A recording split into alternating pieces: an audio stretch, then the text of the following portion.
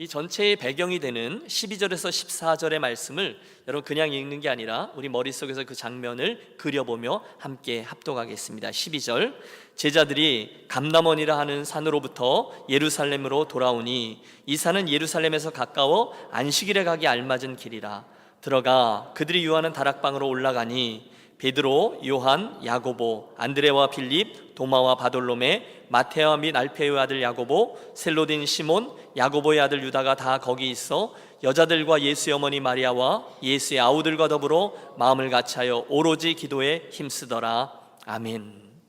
여러분, 이 말씀을 쭉 읽어 내려갈 때 벌써 큰 은혜를 맛봅니다. 사실 초대교회의 사람들, 초기 그리스도인들, 또 예루살렘 교회 개척 멤버들, 여러분 그 말은 참 멋있지만 사실 당사자였던 저들은 지금 무슨 일이 일어나고 있는지 별로 감이 없었을 것입니다. 어쩌면 그들은 황망함 가운데 있었을 것이 틀림없어요. 생각해 보십시오. 그들이 지금까지 신기루를 쫓았나요? 예수님이 저들의 눈앞에서 승천하시면서 예루살렘을 떠나지 말고 약속하신 성령을 기다려라 말씀하신 것입니다. 상황이 이해가 되시죠? 얼마를 기다려야 되는지, 그러면서 뭘 어떻게 해야 하는지, 성령 받으면 뭘 해야 되는지 자세한 설명이 없어요. 그냥 그 말씀하시고 예수님이 떠나셨습니다. 그뿐입니까? 주님은 지금까지 단 한 번도 그 팔레스틴 땅을 벗어나 보지 못했던 그 촌사람들에게 예루살렘, 사마리아, 온 유대와 땅끝까지 이르러 복음의 증인이 되라, 이런 세계 선교의 사명까지 남겨두셨습니다. 그러니 여러분, 솔직히 이게 얼마나 황당한 이야기겠습니까? 그들 중에 단 한 명도 제대로 된 여권 소지자가 없었을 겁니다. 외국을 자유롭게 넘나들었던 사람 없었을 겁니다. 게다가 언어에 관한 한 같은 이스라엘 사람들조차 쟤들 갈릴리 사람들이야, 이렇게 빈정낼 만큼 투박한 사투리를 쓰는 이들이 그들이었습니다.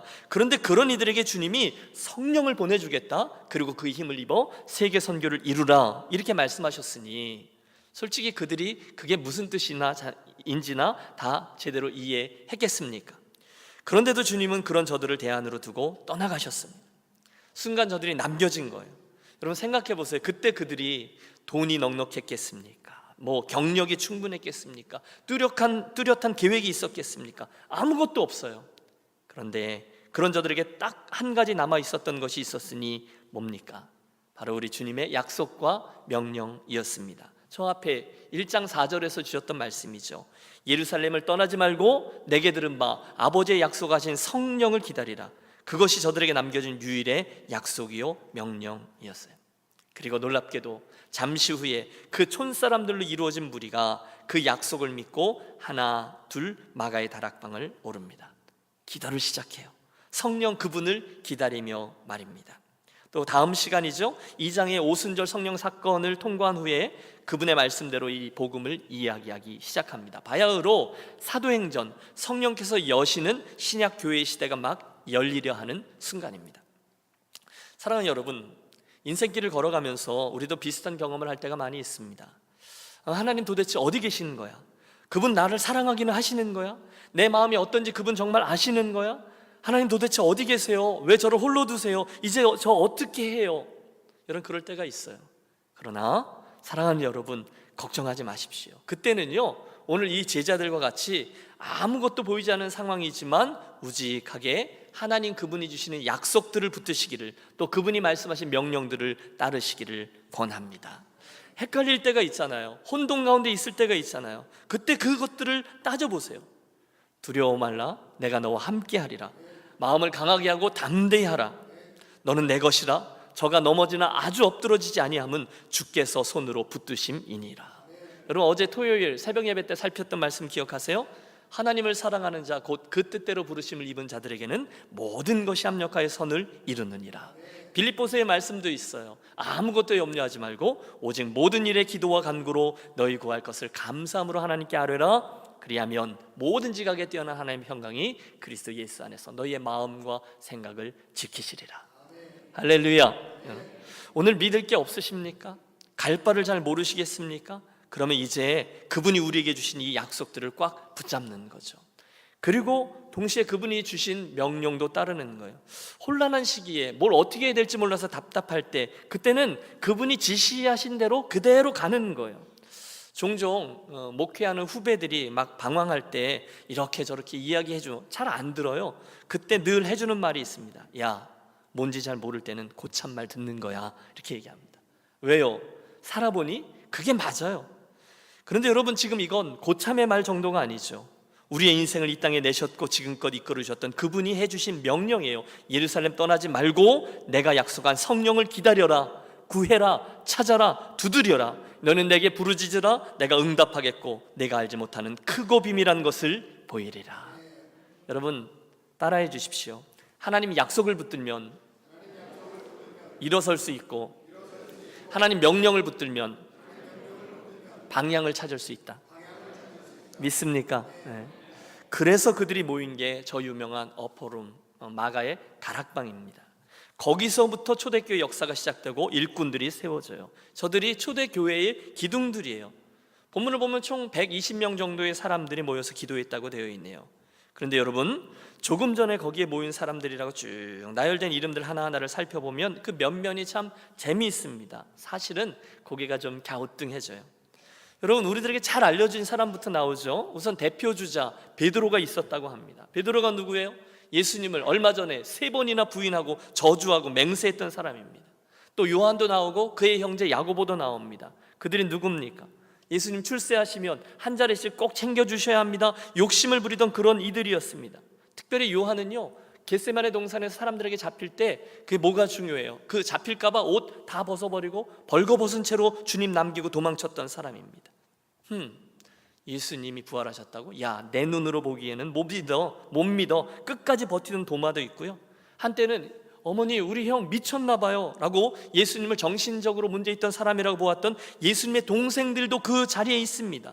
물론 그 중에는 신실하게 주님을 쫓았던 마리아를 비롯한 여인들도 있기는 했죠. 분명한 것은 거기 모인 사람들 하나하나가 사실 우리가 기대하는 초대교회 기둥감으로 보기에는 완벽한 사람들이 아니었다는 거예요. 뭔가가 좀 부족하고 뭔가 실패도 했고요, 뭔가 어떤 단점들을 가지고 있었던 존재라는 거예요. 그런데 중요한 건 이거예요. 그날 그들이 모여서 주님의 지시에 따라 함께 하라고 한 대로 뭘 했다는 거예요. 뭘 해요? 마음을 같이하여 오로지 기도에 힘쓰니라. 할렐루야. 여러분, 교회가 든든히 서고요, 하나님의 은혜의 역사가 풍성해질 때가 언제입니까? 면면이 갖추어진 훌륭한 이들이 모일 때입니까? 아니에요. 여러분, 이 말씀을 보십시오. 초대교회 일꾼들을 보십시오. 하나님은 결단코 완벽한 사람들을 모아서 일하지 않으셨어요. 여러분, 이게 우리들에게 주는 소망이 있습니다. 이력서가 화려한 사람, 좋은 경력의 사람, 학벌이 대단한 사람, 많은 재산을 소유한 사람, 여러분, 예수님께서 당신의 일꾼들을 세우실 때 단 한 번도 그런 걸 고려하지 않았다는 것을 감사하십시오. 물론 그런 사람도 종종 있었어요. 아리마대 사람 요셉 같으니, 니고데모 같은 사람. 하지만 그때는 그들의 사람됨과 주님을 향한 태도 때문에 그들을 사용하신 거지, 주님의 기준은요, 우리 사람들이 가지고 있었던 기준과는 완전히 달라요. 여러분, 우리 교회를 생각해 보고 있는 거죠. 교회가 무엇입니까?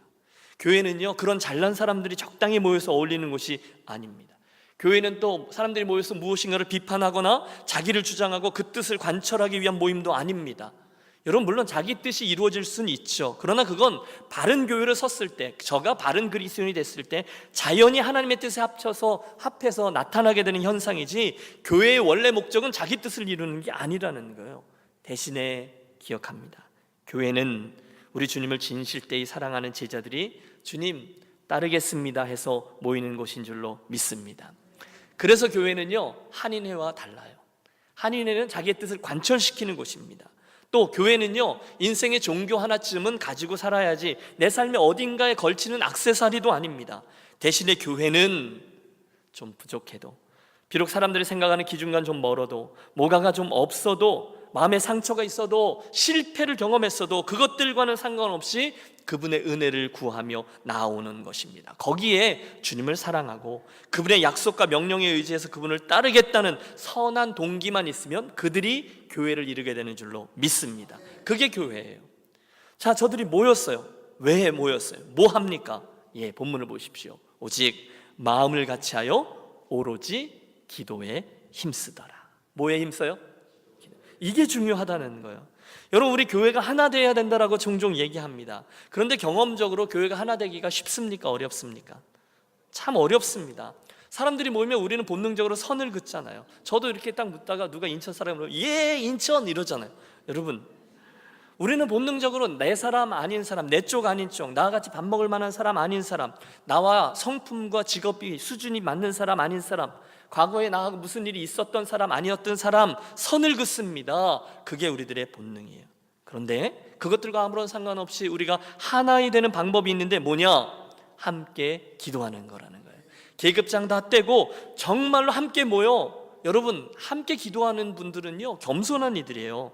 같이 모여서 함께 하나님의 나라와 의를 구하고, 함께 하나님의 백성이 되는 삶을 구하고, 함께 하나님이 기뻐하는 공동체가 되기를 구하고, 함께 잃어버려진 영혼들을 향한 아버지의 마음을 구하면 그때 우리 교회는 하나가 되는 역사가 이루어질 줄로 믿습니다. 말하는 게 아니에요, 기도하는 거예요. 지난 주간에 그 아세아 연합 신학대학에서 가르치는 전병철 교수라는 분이 이 LA에 왔다가 어떤 교회 예배에 참석했다가 은혜를 받은 거죠. 그 인사이트, 그 통찰력을 가지고 이런 글을 썼어요.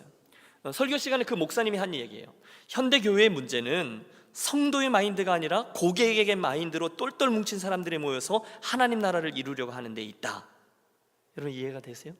현대 많은 교회의 문제는요, 성도의 마인드가 아니라 고객의 마인드를 갖고 온 사람들끼리 하나님 나라를 이루자라고 애쓰는 데 있다는 거예요. 교회가 뭔지, 내가 누구인지가 제대로 세팅이 안 돼 있는데 그들이 모여서 하나님 나라의 일을 이야기하니 문제가 많다는 거예요. 여러분, 잘 들으십시오. 여러분 누구인지를 기억하십시오. 교회는요, 저와 여러분의 자아 실현의 장이 아니잖아요. 여긴 저도 정확히 표현됩니다. 누군가의 꿈을 교회를 통해서 이루려고 애를 쓰지 말라는 거예요. 또 개중에 어떤 이들은 자기가 받은 감정적인 스트레스를 여기 와서 풀어버리려고 하는데 아니라는 거예요. 이것저것이 부족한데 여기 와서 자기를 만족시키기 위해서 애쓰지 말라는 거예요. 제가 소개한 필립 얀시의 책 기억하시죠? 필립 얀시도 그랬다는 거예요. 교회에 와서 한동안 저쪽에 앉아서 팔짱을 끼고 앉아서 어디 한번 나를 만족시켜 보쇼, 어디 그 설교가 얼마나 나를 감동시키는지 봅시다. 그렇게 늘 자기중심적으로 앉아서 이걸 나에게 서비스해 달라, 이걸 갖추어 내라, 이걸 나에게 만족시켜 달라 라고 얘기하는데 그건 교회가 아니라는 겁니다. 여러분 분명히 기억하십시오. 저는, 여러분은요 우리 교회의 고객이 아니에요, 성도예요. 아니, 저와 여러분은 우리 주님의 몸된 교회를 섬기고 세우는 그분의 종입니다. 여러분 동의하십니까? 여러분 패러다임이 바뀌셔야 돼요. 여러분 교회에게 뭘 기대하면서 요구하지 마세요. 아니, 진짜 요구하지 말라는 게 아니라 태도가 그렇다는 거예요. 나에게 서비스를 해내라가 아니라는 거예요. 내가 교회예요. 내가 교회를 세우는 겁니다. 내가 원하는 교회, 나를 만족시키는 교회, 나의 꿈을 이루어주는 교회가 아니라, 그건 교회가 아니에요. 그분이 원하시는 교회, 그분이 만족하는 교회, 그분의 꿈이 이루어지는 교회가 맞습니다. 그러려면 뭘 해야 돼요? 그날 120명의 성도들이 왜 그 다락방 위에 모였어요? 뭐 했어요? 함께 기도했습니다. 할렐루야. 그러자 놀라운 일이 벌어지기 시작하죠. 여러분, 여기에 나오는 이 마음을 같이하여 라는 단어를 주목해 보십시오. 앞으로 사도행전에 이 놀라운 일들이 많이 일어나는데요, 그때마다 이 단어가 나와요. 마음을 같이하여. 여러분, 교회가 언제 하나님의 저 영광을 봅니까? 여러분, 우리 교회가 언제 주님이 약속하신 성령 충만의 은혜를 입습니까? 그들이 마음을 같이하여 함께 기도할 때인 줄로 믿습니다. 여러분, 이거 굉장히 중요합니다. 저와 여러분 중에 교만한 분들이 있음을 알아요. 그런데 여러분, 교만하면요 반드시 함께 기도하지 않습니다. 혼자 기도합니다. 그런 함께 기도한다는 것은, 마음을 같이 함께 기도한다는 것은 다 같이 베이직의 라인에 내려온다는 거죠. 요즘 우리가요 매일 아침마다 30인의 그 새벽 용사들 함께 강단을 지키면서 기도합니다. 얼마나 매일매일의 아침이 기대되는지 몰라요. 오늘은 누가 나오실까? 오늘은 누가 나오실까? 우리 믿습니다. 저와 여러분이 한 마음으로 함께 기도하면 주님이 약속하신 대로 약속하신 당신의 성령을 충만히 부어주실 것입니다. 함께 한 마음으로 기도하는 것, 그게 신약의 교회, 이 하나님의 부흥을 맛보게 된 이들의 첫 번째 모습이었어요. 함께 기도하기. 두 번째로 우리가 주목하려고 하는 것은 그때 저들이 결국 다루고 넘어간 어떤 일에 관한 겁니다. 좀 더 정확히 말하면 가룟 유다에 대한 거죠. 오늘 15절의 말씀을 봐주십시오. 모인 무리의 수가 약 120명이나 되더라. 그때에 베드로가 그 형제들 가운데서 일어서서 이르되, 형제들아, 성령이 다윗의 입을 통하여 예수 잡는 자들의 길잡이가 된 유다를 가르쳐 미리 말씀하신 성경이 응하였으니 마땅하도다. 이 사람은 본래 우리 수 가운데 참여하여 이 직무의 한 부분을 맡았던 자라. 예수께서 12 제자로 부르셔서 당신의 일을 맡겨주셨는데 중간에 가룟 유다가 그 길에서 떨쳐져 나갔다는 얘기죠. 여러분, 그날 가룟 유다가 한 일을 우리 압니다. 오늘 16절에 보면 저가 예수 잡는 자들의 길잡이가 되었다라고 되어 있어요. 길잡이. 저는 이런 생각을 해보았습니다. 기왕의 길잡이, 길 인도자가 될 바에야 사람들을 주님께로 인도하는 길잡이가 되어야 되지 않겠는가? 왜 하필이면 가룟 유다 주님을 해하는 일에, 주님을 잡는 일에 길잡이가 되었냔 말이야. 그런 생각 말입니다. 여러분, 가룟 유다를 아세요? 우리가 선입견을 갖고 있지, 사실 가룟 유다의 첫 모습은요, 사도들 가운데 가장 신뢰를 받았던 사람이에요. 그러니까 돈궤를 맡긴 사람이죠. 충분히 리더의 역할을 할 수 있었던 사람이에요. 그러면 마땅히 사람들을 예수님께로 인도했었어야죠. 그런데 오히려 악한 이들을 예수님을 잡아 죽이도록 인도하는 일에 사용되었다니 얼마나 불명예스러운 일이겠냐는 거예요. 그런데 여러분, 가만히 생각해 보십시오. 오늘도요, 예수님의 몸, 그 교회 공동체를 해야 하는 사람들은 여전합니다. 사람들을 주님께로 이끄는 길잡이, 그 일을 해야 되는데 오히려 주님과 교회 이름에 해를 끼치는 일에 길잡이 노릇을 하곤 해요. 여러분, 요즘 우리가 걱정하며 기도하며 기가 막혀 하는 일들이 얼마나 많이 있는지 몰라요. 여러분, 성도들 중에도 그런 분들이 있고요, 목회자들 가운데도 그런 분들이 있고요, 교회들에게도 그런 교회들 많이 있습니다. 어떤 이야기를 알면요, 디테일하게 알면요, 우리가 막 뒤로 넘어갈 정도예요. 차라리 그런 사람들 보느니 차라리 혼자서 조용히 예수 믿고 조용히 사는 게 더 낫지, 그렇게 얘기하면서 교회를 안 나가는 가난한 성도들, 그들의 심정이 충분히 이해가 됩니다. 덜 중요한 일 때문에 흥분하지 말고 정작 중요한 일, 그리스도의 이름과 영광스러운 교회 이름이 땅에 떨어지는 일에 대해서 의분을 품으시는 저와 여러분이 되시기를 부탁합니다. 드리는 말씀은 이거죠. 이왕이면 우리들의 인생을 통해서 그 사람들과 교회를 부흥의 길로, 하나님의 영광을 드러내는 길로 인도하기를 소원하며 걸어가시기를 바랍니다. 절대로 교회를, 하나님의 이름을 욕되게 하는 일로 인도하는 분이 없으셔야 된다는 거예요. 그게 가룟 유다의 길이에요. 비즈니스 하실 때 더 조심하십시오. 예수 믿기 때문에 더 조심하십시오. 직분자이기 때문에 더 양보하십시오. 돈 좀 적게 보십시오. 그 일 때문에 손해를 좀 보십시오. 하나님께서 반드시 갚아주실 줄로 믿습니다. 가룟 유다 이야기를 하는 거죠. 그날 그는 너무도 영광스러운 사도로 부르심을 받았어요. 그러나 한순간 다가온 탐심의 손길을 계속해서 뿌리치지 못하다가 어느 순간 예수님을 팔아버려요. 예수 잡는 이들의 길잡이가 되었다는 거예요. 물론 주님은 그에게 회개의 기회를 주셨어요. 만일 그때라도 유다가 회개하고 무릎을 꿇었다라면 그는 분명코 재기의 길을 갖고 어쩌면 베드로보다, 어쩌면 사도 바울보다 더 존귀하게 주님에게 사용되었을지도 몰라요. 그러나 그는 회개하기보다는 예수님을 팔아버리고 그 몸값 은 30냥을 선택합니다. 예수 그리스도 은 30냥. 괴로워졌죠? 양심의 가책을 받아서 그 돈을 대제사장에게 도로 가져가서 너희가 죄 없는 자를 죽였도다라고 말합니다. 우리와는 상관없어, 악한 자들 그것 대번에 거절합니다. 그 돈 안 받겠다니까 거기다가 짜르르르 던져놓고 밖으로 나온 유다, 고민 끝에 스스로 목을 맵니다. 하늘을 불어볼 염치도 없고 사람들을 볼 낯도 없으니 가장 어리석은 길을 선택합니다. 그게 끝이 아니었어요. 오늘 18절을 보세요. 그의 목을 메었던 끈이 끊어져서 그 몸이 땅에 떨어지고 창자가 다 터져서 죽게 됩니다. 신앙을 팔고 양심을 팔아 돈을 손에 줬어요. 하지만 결국 불명예스러운 모습으로 그의 인생을 마치고 말았습니다. 또 하나, 가룟 유다 인생에서 우리가 배우게 되는 진리는요, 하나님은 당신의 일을 진행하시는데 그 유다를요 별로 아쉽지 않아 하셨다는 점입니다. 여러분, 굉장히 중요합니다. 하나님이 어떤 분이시죠? 그분은 누가 뭐라 해도 늘 당신의 뜻대로 당신의 역사를 진행해 나가시는 분이시죠.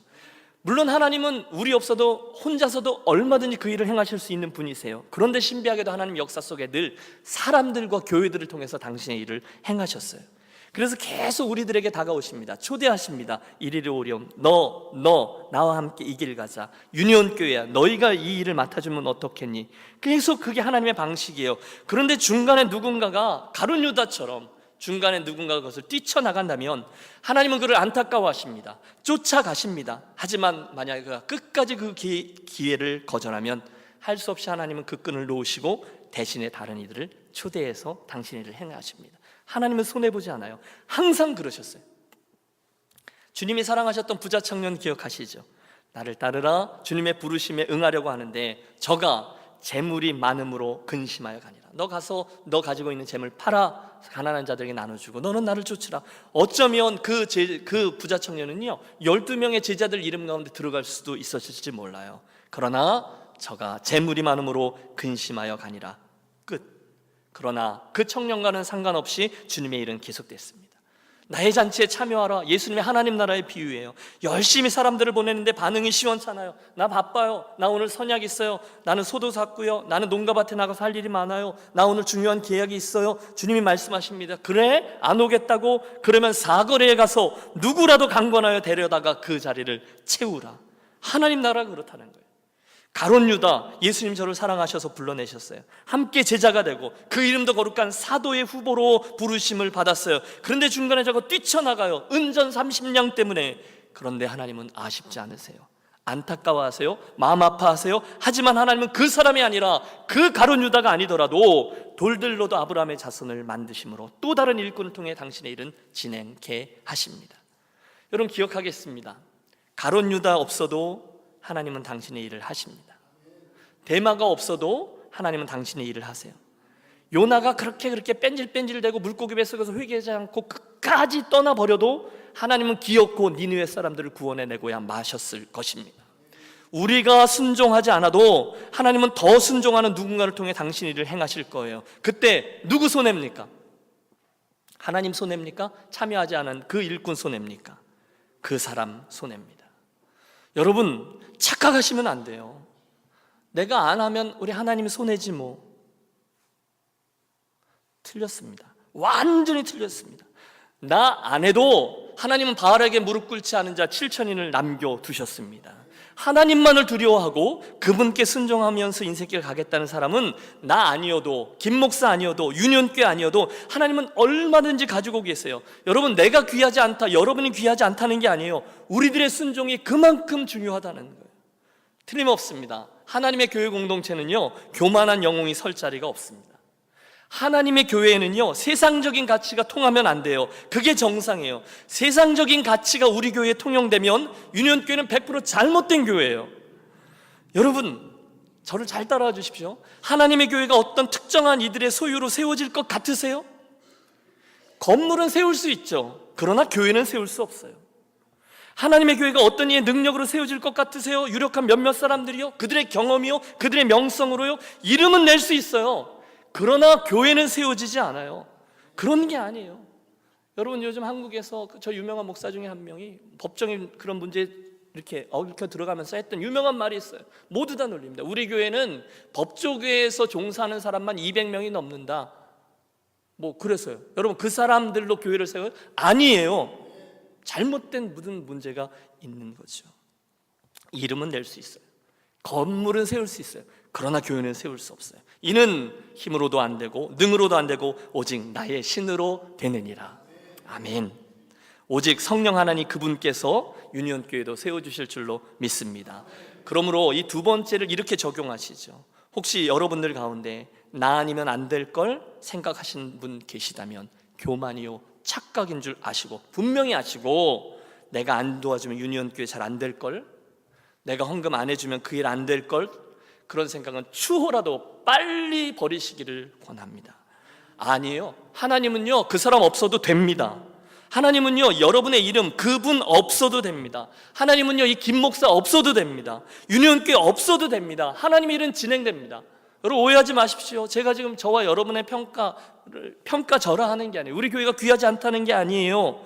불러주시는 게 영광이요, 그분께서 초대해 주시는 게 축복이지. 여러분 그때는 최선을 다해서 열심히 하겠습니다 주님, 영광스럽습니다, 충성하는 게 중요하지 하나님 앞에서 교만하게 내 이름 내고 내 손 드는 거 아니라는 것입니다. 축복합니다. 여러분 겸손으로 참여하는 하나님의 나라 따라해 주십시오. 겸손으로 참여하는 하나님의 일, 가룟 유다를 통해서 우리가 배우는 두 번째 교훈입니다.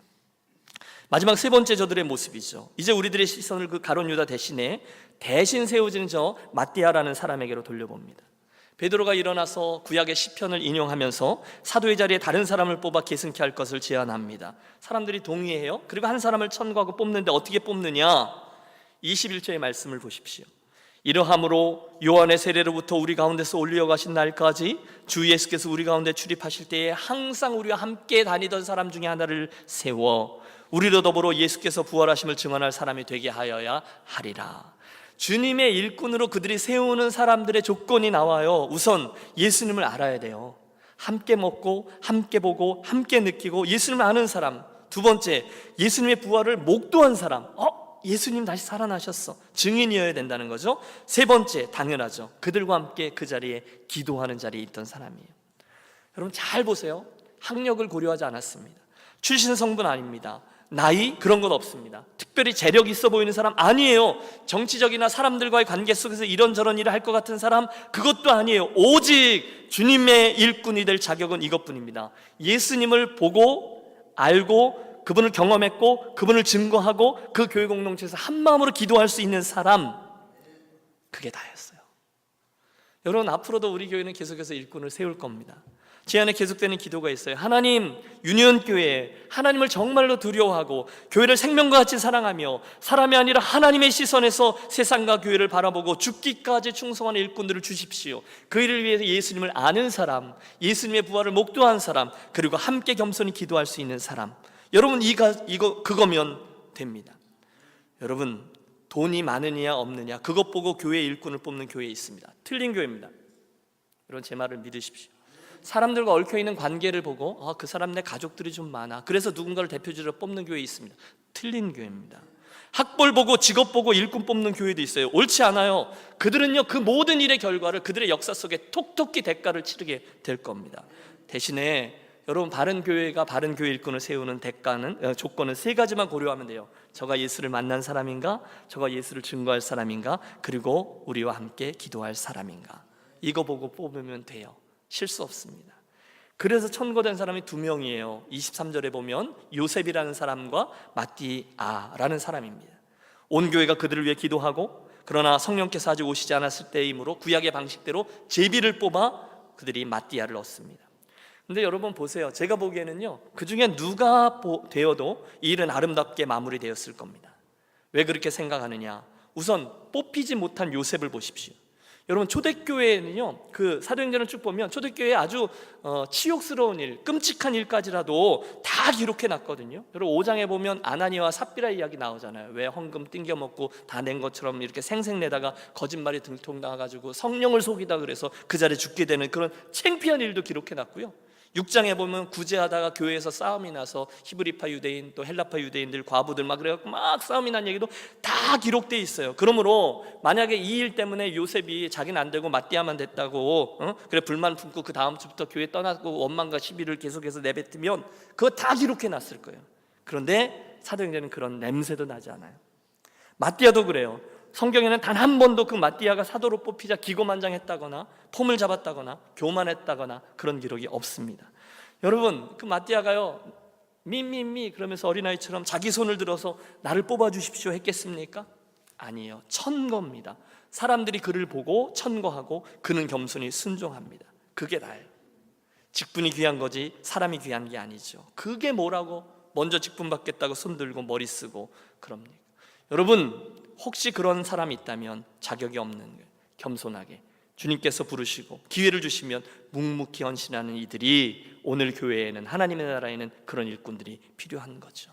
그냥 우리 할 일은 죽었다 복창하고 주님의 교회와 영혼과 복음을 위해서 묵묵히 헌신하는 것. 누가 알아줘도 교만하지 않고 누가 좀 몰라줘도 섭섭해하지 않는 변함없는 일꾼들, 우리 교회에 그런 마띠아나 요셉 같은 일꾼들이 많이 세워지게 되기를 기도합니다.